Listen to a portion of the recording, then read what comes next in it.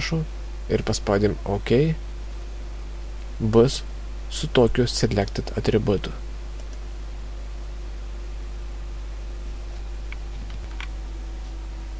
Tada visą šį sąrašą, naują sąrašą, truputėlį pakeista, su papildomu atributu prie vieno elemento sąrašo. Serveris išsiųs kliento naršyklį. Ir jeigu mes pažvelgsime į HTML puslapio kodą, tai mes pamatysime, kad štai vienas elementas yra pakeistas su papildomu atributu. Visi kiti yra vienodi, tik reikšmė skiriasi, o šis elementas yra su papildomu atributu.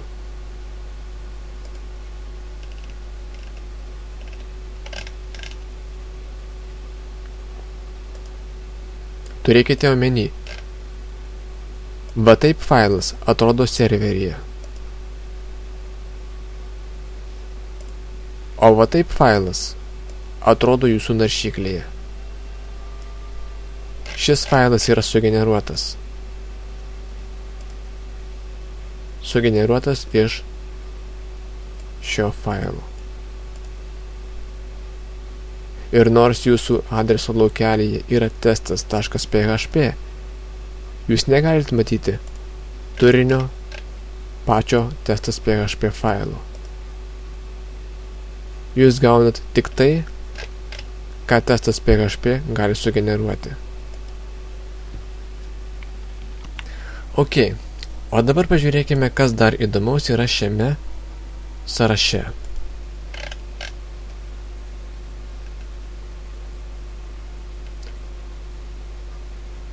Štai pavyzdžiui kintamasis server. Čia yra kintamojo raktai. Ir čia mes matom galimas reikšmės, ką gausime, jeigu panaudosime kintamąjį su tam tikru raktu, tam tikru masyvo indeksu. Štai pavyzdžiui, su šio indeksu mes gausime mūsų hosto pavadinimą.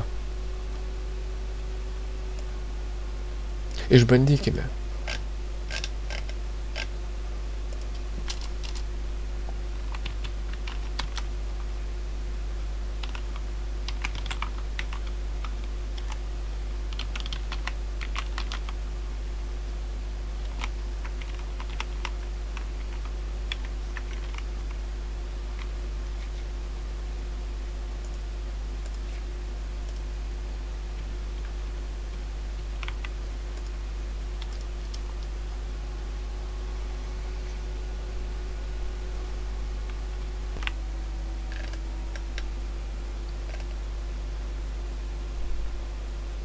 Toliau galim sužinoti serverio adresą.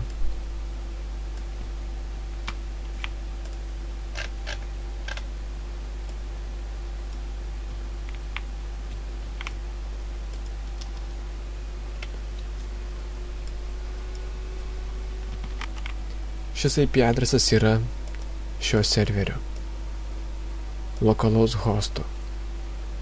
Jeigu šis failas būtų kur nors internete, tada IP adresas būtų kitoks.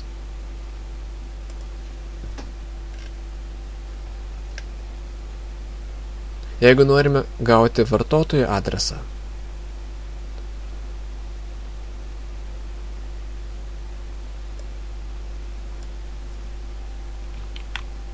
tada reikia naudoti šį raktą.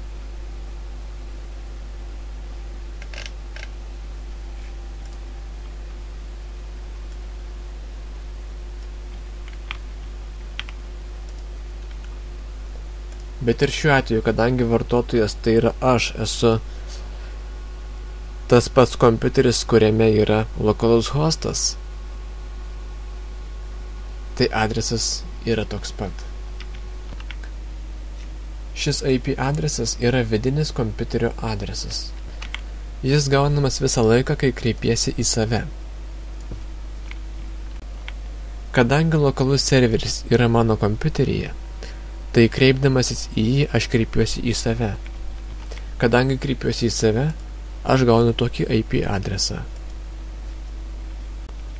Kai PHP bando nustatyti mano IP adresą, aš ir vėl gaunu tokį IP adresą.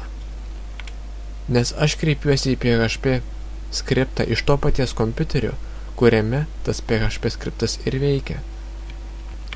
Jeigu lokalus serveris yra mano kompiuteryje, visais atvejais bus būtent toks IP adresas. Nesvarbu, ar tai mano kompiuteryje, ar tai jūsų kompiuteryje. Visais atvejais mes visi gausime tokį IP adresą. Bet jeigu šį failą testas.php įkeltume į kokį nors internete kažkur veikiantį hostingą, serverį, tai šioje vietoje gautume normalų IP adresą.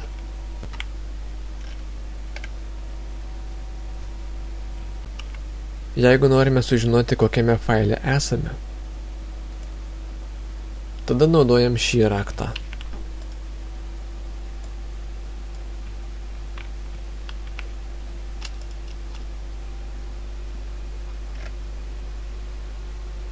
Su šiuo raktu sužinosime,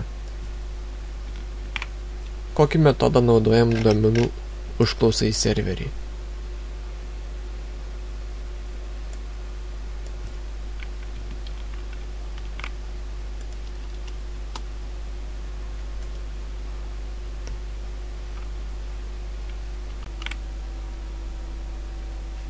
Mums rašo, kad mes naudojam get, nors iš tikrųjų mes naudojam post. Kodėl taip yra? Todėl, kad post naudojamas būtent šioje formoje.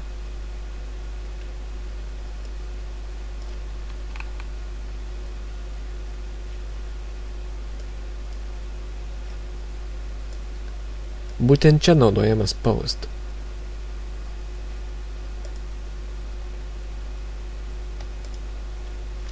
Kai mes perkrūnam puslapį, mes naudojam standartinį metodą.